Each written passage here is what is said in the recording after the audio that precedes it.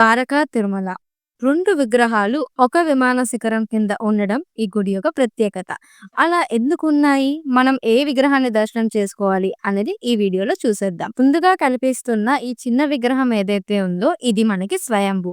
దీన్ని ద్వారకా మహర్షి గారి తపస్సు వల్ల మనకి వచ్చిందనమాట.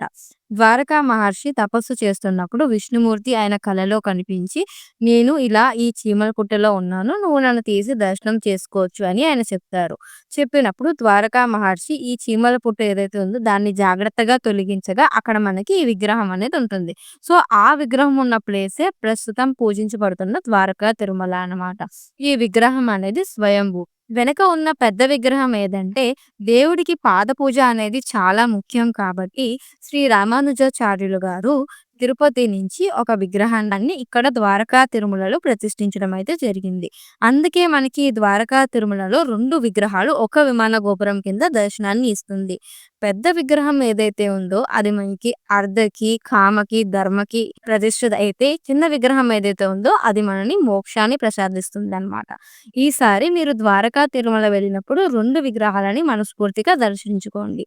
మీకు తెలియని విషయాలని నేను తెలియజేశానని అనుకుంటున్నాను. తప్పులుంటే క్షమించండి. ఏమైనా మిస్ చేసుంటే కామెంట్‌లో యాడ్ చేయండి.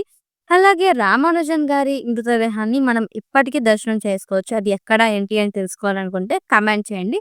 అండ్ ఈ వీడియోని లైక్, షేర్ అండ్ సబ్స్క్రైబ్ చేయడం మర్చిపోకండి.